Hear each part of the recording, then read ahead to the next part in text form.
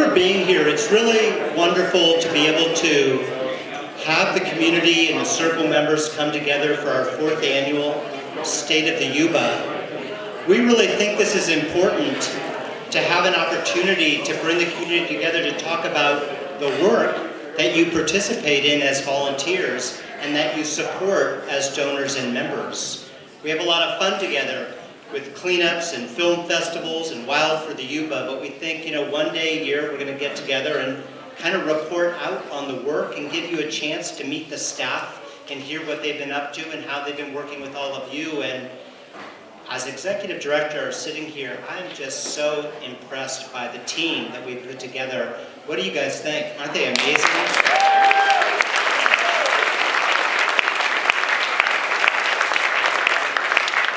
When Rachel talks, I feel like I'm on the Lower Yuba planning a major multi-million-dollar project. When Jen talks, I can feel the passion that she brings to the volunteers in her, the way she inspires people and they inspire her. And just this whole community, the partners that we have, the volunteers we have, the youth that we're engaging, to have a night like this where we come together and really honor what this organization has done for 34 years, what we're doing right now, what we're planning for the future, and just to look around and recognize so many of you and be so grateful for your support in making this all happen. So for those of you who don't know me, my name is Caleb Dardick, and it's my privilege. This is my 6th year as Executive Director of SYRCL.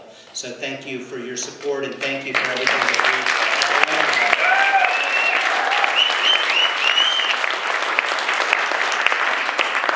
I want to pick up on a theme that I think many of us are talking about, and some of our speakers have already alluded to directly or indirectly, which is what a year this has been already, huh? It's only, I don't even know how long.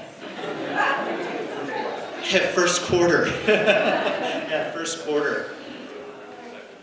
If those of you who were here last year remember that I started my talk, I don't know, why is it always John Regan who's talking during my talk?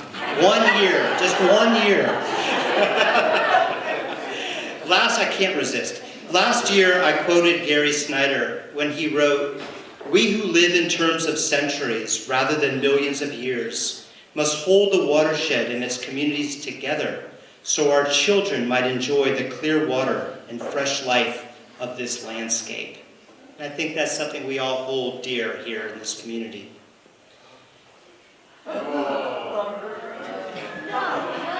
Like I said, in the last 5 months since November 8th, doesn't it seem like we are living in terms of days and weeks rather than years? Hours. Much less, hours. I mean, we're not even close to centuries. And this is especially poignant given this administration's attacks on clean air, clean water, and our hard-fought environmental protections. We're in a period of heightened conflict when it comes to so many issues, not least of which is protecting our environment, our watersheds, our planet. The silver lining is that thanks to you, the community united in this room tonight, that SYRCL is prepared to organize that local resistance. Washington may weaken the Clean Water Act and the EPA, but our citizen scientists will continue to monitor water quality and call out violators when we see them. Washington may try to throw out the Endangered Species Act, but we will continue to advocate for wild salmon and do good on-the-ground work, as Rachel just described. Washington may strip resources and try to privatize public land, but we will continue to support our federal partners at the BLM, at the Forest Service, and the Fish and Wildlife Service, because together we're going to restore our meadows, improve forest health, and rebuild our fisheries.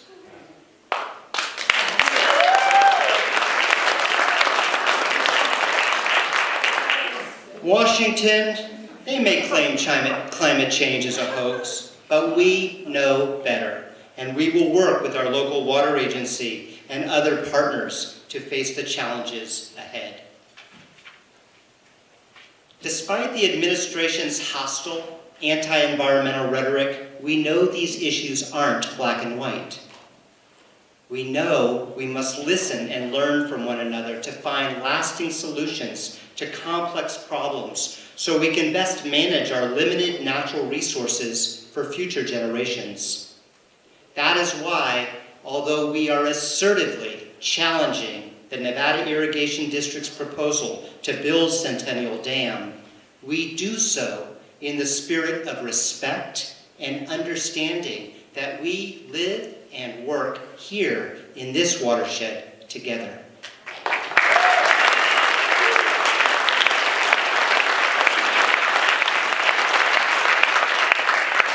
Despite NID's apparent confidence that they are doing the right thing by aggressively pursuing this new dam on the Bear River, it is SYRCL's job to try to educate and engage our members and the larger community about what is at stake for the Yuba and the Bear. That's why we launched our Become a Dam Watchdog campaign last fall. And you never know when you start something if anyone's going to play with you. But to date, nearly 1,600 of you have become dam watchdogs. Thank you. Please stand up if you are able. You know who you are, all the dam watchdogs. Let's see what 1,600 look like.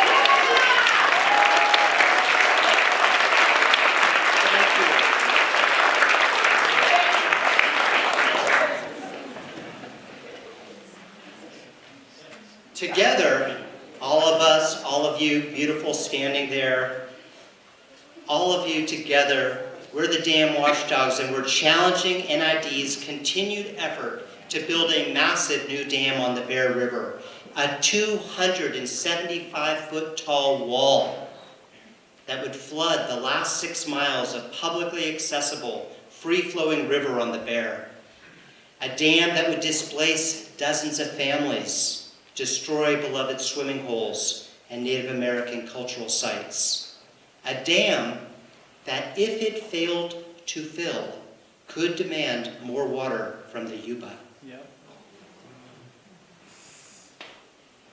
Do you remember at last year's State of the Yuba when I said that, put a circle around it, when I said that already more than half of the water in the upper, middle, and South Yuba River watersheds is being diverted to the Bear River? When I shared that, many of the people in this room audibly gasped. Remember that? For me, and I think for many of us, that was an educational tipping point. That was when I think SYRCL members started asking even more questions and getting more involved. And it's not just local people who see the threat this dam poses. American Rivers just published its annual list of the country's most endangered rivers, and the Bear is number 2, bringing national attention to what's happening here. Thank you, Max. Thank you, American Rivers.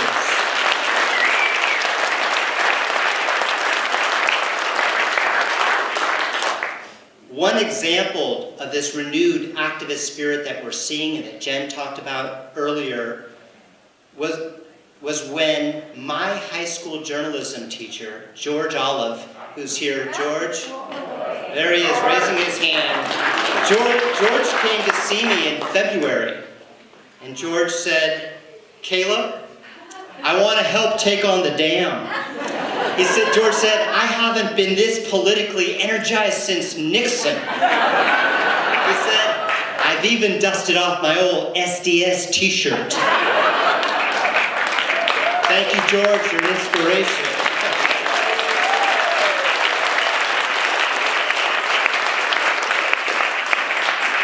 Because my teacher, George, he's not only a dam watchdog, he's also joined our team of NID watchdogs, regularly attending NID board meetings to hold them accountable. Let us know if you want to be an NID watchdog too, because it would be great to see the NID chambers regularly full of informed and attentive activists. That's the picture I wanted to show you. That was the other day. filled the whole room there, and people were quite passionate. Let's hear it for the Dam Watchdogs.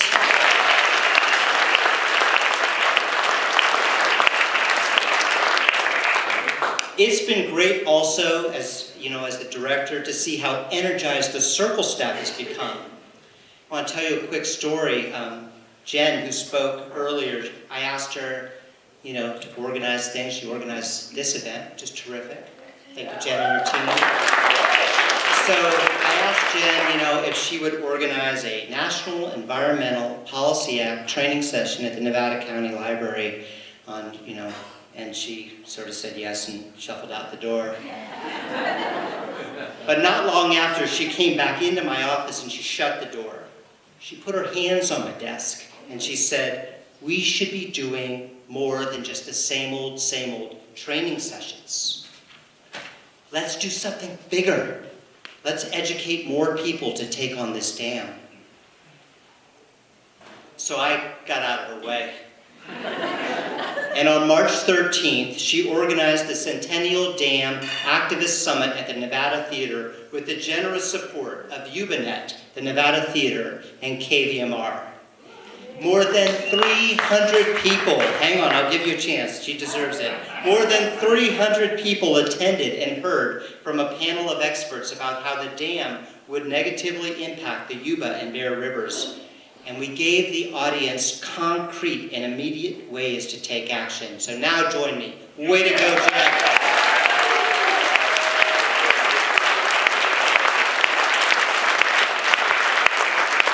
And part of the reason that we filled the room that night is that our community is hungry for information about Centennial Dam. Information that NID has failed to provide.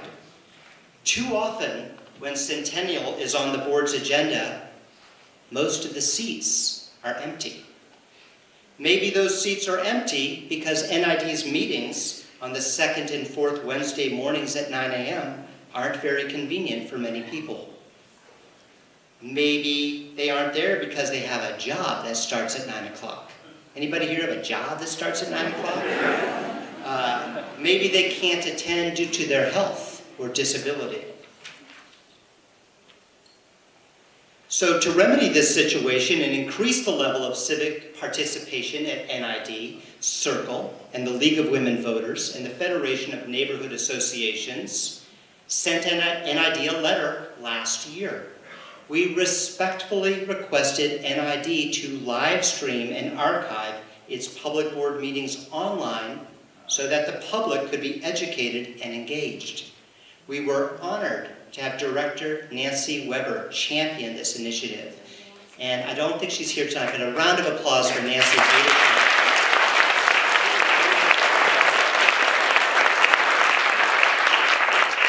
I guess we were a little naive because we thought NID would embrace this affordable, good government action that would help make their deliberations more transparent to interested citizens. Instead, Director Weber's motion failed to get even a courtesy second from her colleagues to move forward with live streaming. Yeah, it gets worse. Director John Drew defended his staunch opposition by saying he would not, listen to this, he said he would not facilitate a vicarious relationship with the public.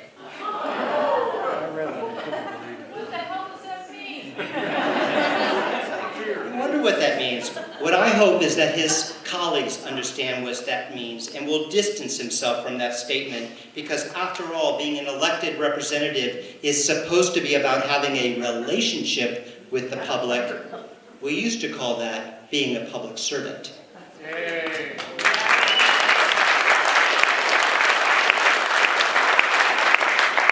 If you agree, call NID, get on the phone, or send them an email. More than 120 have already written to demand transparency. And this URL gives you a form letter that you can customize. But beware, it turns out that the NID addresses are all gatekeeped. by their board secretary who reads them, prints them, or whatever, but delays them getting directly to our representatives. That's a situation that needs to change. I don't know. Government transparency is critical, right? But it appears that NID is uncomfortable and unaccustomed to public scrutiny. An example of this was when we learned that NID met with Representative Doug LaMalfa to request an act of Congress to transfer the BLM lands within the Centennial Dam site to NID. Now, we don't oppose all public land transfers. Many of them are necessary. We're even working on a few. But NID doesn't need to acquire these BLM lands to build the dam. We believe this unnecessary land grab is an end run around the long-standing agreements painfully negotiated over the past 7 years by people like Alan Everhart, who we honor tonight.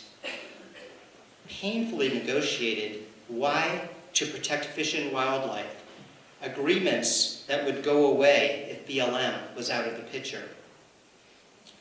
So there's another action for you to take. We need your help to call Congressman Doug LaMalfa to just say no to a BLM transfer to NID. So far, 70 people have written. Please let him know. Please let him hear from you, too. Again, we've made it easy for you.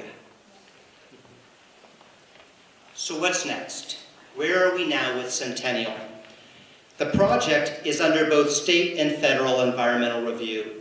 We expect the draft EIR, the Environmental Impact Report, which is required by the California Environmental Quality Act, to be released this summer or early fall. When it's released, we will call upon you, the community, once again, to attend public meetings, submit comments on the draft EIR. So please stay tuned.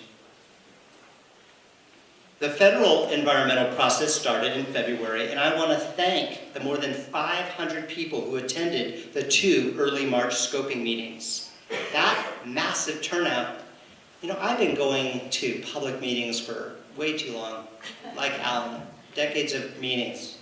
And usually when you go to a scoping meeting, there's a few consultants and a few staff and maybe 2 or 3 gadflies, political folks, but to turn out 500 people to 2 scoping meetings, folks, that's unprecedented and deserves a round of applause.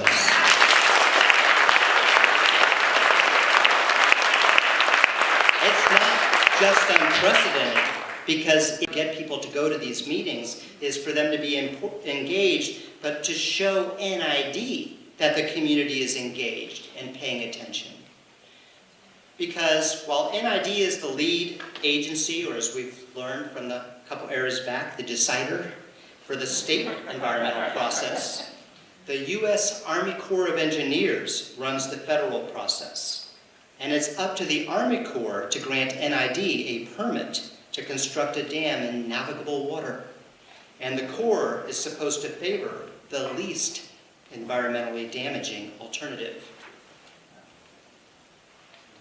So, seizing on this requirement, our coalition, the Foothills Water Network, and let me just say something about FWN, Foothills Water Network. Tracy Sheehan is in the back. Wave, Tracy. She has been our coordinator, incredibly dedicated, hardworking. She corrals up to 40 different people to give input and participate on a 30-page letter that I think is a roadmap to the future and a real statement of our values, our vision, and where we need to go. And I really applaud your work because it's not easy, so thank you, Tracy. Also, please be sure to stop at the table because we have 2 weekends of amazing activities on the Bear River. One weekend where there's an opportunity to meet Nisenan families and talk about the tribal issues that are at stake there, and another weekend that's all about activist training and engagement, and that information is on the table and also on the Dam Watchdog site under events. So it's great to be part of an effective and powerful broad coalition. So we turned in this great comment letter on April 10th, and I encourage you to read it. It's also online, and we emailed it out to you if you're Dam Watchdogs.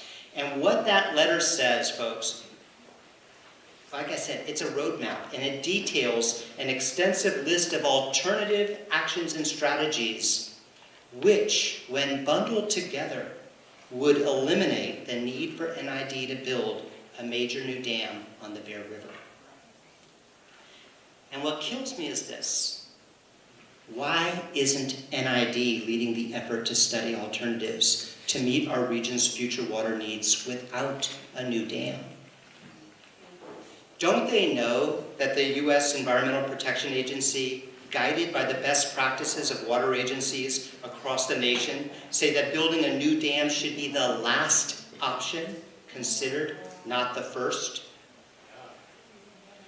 What if we took some of the suggested alternatives in our letter to make a quick back-of-the-envelope calculation? And keep in mind, folks, these are very, very rough estimates that would need to be studied thoroughly, and I hope some of this will actually be studied by NID in their environmental process. Let's just hit a few and see how the numbers stack up. What if NID fixed its leaky pipes and canals? Experts say that could save 10% system-wide. What if NID raised the dam at Rollins Reservoir?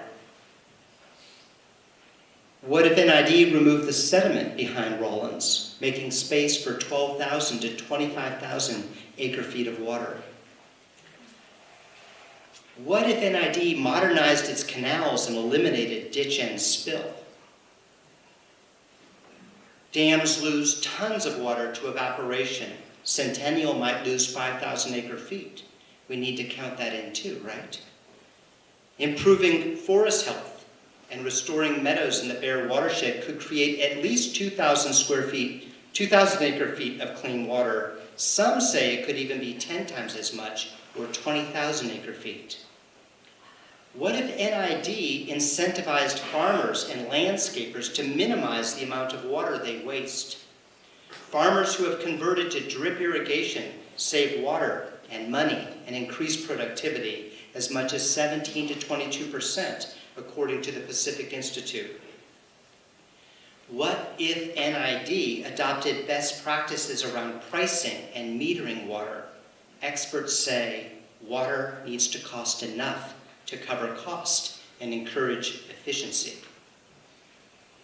And what if NID's residential customers, like me, probably many of you, made conservation a way of life? If we reduced our average daily use, which is an astounding 246 gallons, by 35%, that would still be 160 gallons per day, almost 3 times what is considered necessary. So by my back-of-the-envelope calculations, and all of the above approach could provide NID with 47,000 to 108,000 acre-feet of water without a new dam.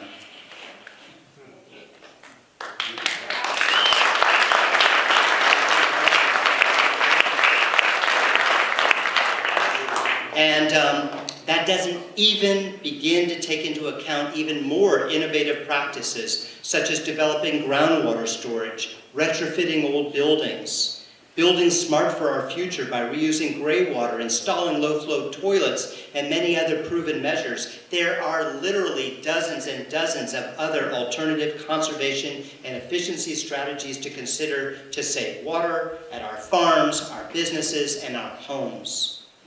But instead of focusing on repairing their aging infrastructure, we're finding innovative ways to save water. They launched this non-stop PR campaign to sell us Centennial Dam.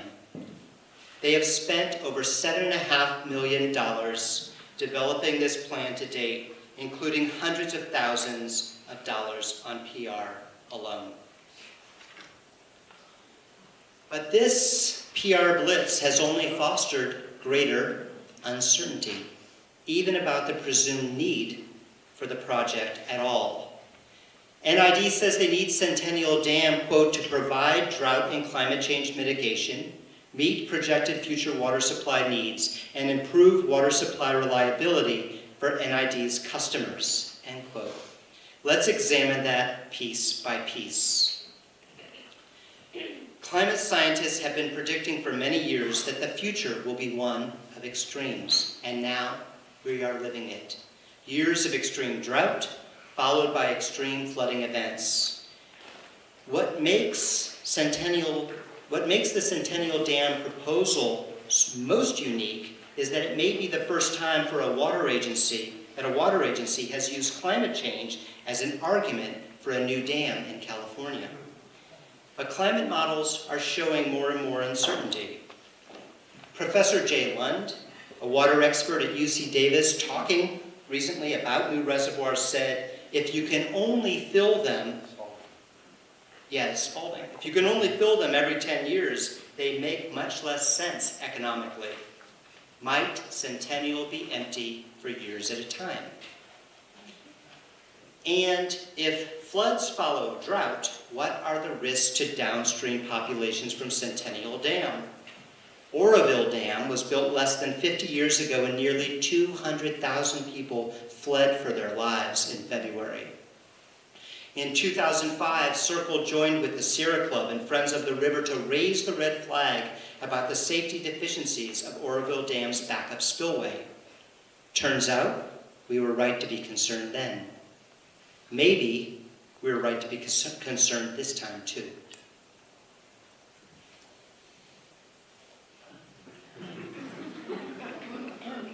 When I saw that, I was like, that quote, you can just use it anywhere. It's a good for us to remember, and I think when you heard Rachel talk earlier, the river does what it needs to do. Dams were historically designed for stable, predictable weather patterns. Maybe dams aren't the best fit for this extreme, uncertain future we are facing. One of the lessons of Oroville may be the need for spending money on maintenance rather than new construction. In addition to mitigating climate change, the new dam is supposed to, quote, meet projected future water supply needs, end quote, rather than provide for current NID customers, residential customers, most of whom live at an elevation higher than the dam site and won't be served by it. This new water storage may instead facilitate more residential sprawl, including as many as 20,000 homes that are constructed in Lincoln within NID's service area. Building the dam may encourage more unsustainable, sprawling development and more traffic headed our way. There is also great uncertainty about how much the dam will cost and who will pay for it. When NID first announced Centennial in 2014, the price tag was $160 million. You can see it right down there in the bottom left there. For the year or so after that, their website said the cost would be $200 to $300 million. This year, the NID board president conceded the project is likely to cost close to $500 million, and another director said he wouldn't be surprised if the dam did end up costing over $1 billion, which is pretty close to the $1.2 billion that our experts had estimated. But even going from $160 to $500 million is a big increase in only 2 years. And if NID borrows money for the dam, the interest payments alone could add several $100 million more over time.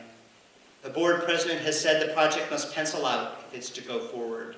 He's also said the project will not be put on the ratepayers or taxpayers. The facility will be built and paid for by the revenues generated by the project. But at the March 11th League of Women Voters talk, the general manager said, rates are our last reinforcing revenue stream for the project. He couldn't rule out going to the tax ratepayers as a last resort. And while the cost estimates keep climbing, we still haven't heard definitively from NID how they plan to pay for it. Will hydropower revenue pay for it? Well, there's no longer plans to put hydro on Centennial. The general manager suggested that NID is a big investor lined up to loan them the money. But do NID's ratepayers want to be severely indebted to a major real estate developer? If we're going to learn whether this dam pencils out or not, we'll need to know the real cost and who pays. Right? There's still too much uncertainty. So starting with uncertainty about even the need for the dam. What is the real basis for their number of 110,000 acre-feet of water? Uncertainty about climate change predictions. How often will the dam even fill up? Uncertainty about the cost and who's going to pay for it. Are we in for $500 million or double that?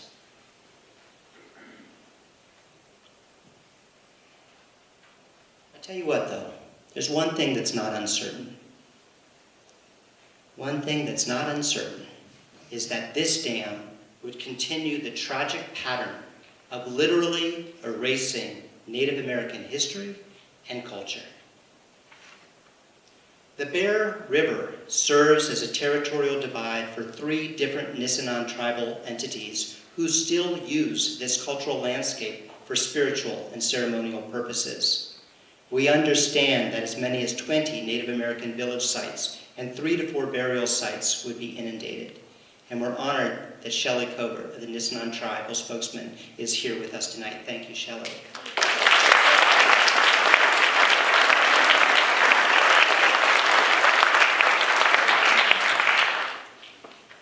And yet, the general manager was quoted in the union as saying, there aren't Native American burial grounds out there. So what can you do for the Bear River? Speak out. Ask questions. Challenge the need for this dam. Insist that alternatives be fully explored and debated. Why should you do this? Because NID wants you to think that Centennial is a done deal. The NID president has said, it's not a question of whether or not it's going to be built, to be honest with you. Because believe me, it will be built at some time. Well, we know that NID has been trying to build this dam since the 1920s, and it's still not a done deal, even though they're now using climate change as their best argument for it.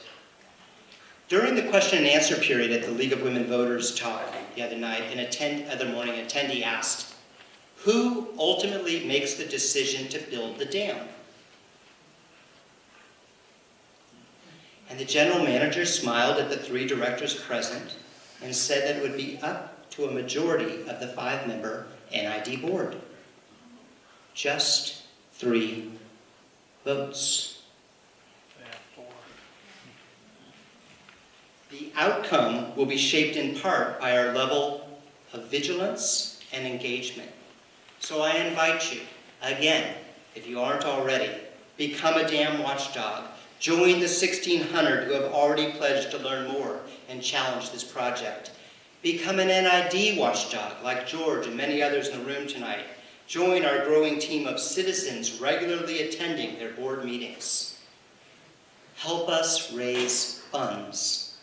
We need resources to run this marathon of a campaign, to keep the dam watchdogs informed and engaged, to turn activists out to public meetings, to file informed comments in this complex regulatory process.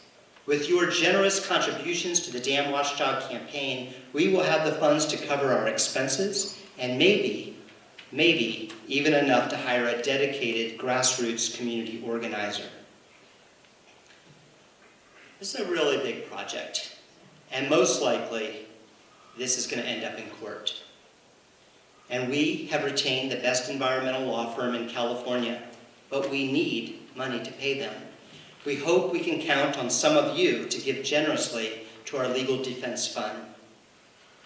This campaign to challenge Centennial is about much more than just stopping a dam. It's an invitation to reevaluate how we manage water in our community. It's an opportunity to reassert our values for conservation and efficiency rather than just more concrete in the river. Thank you.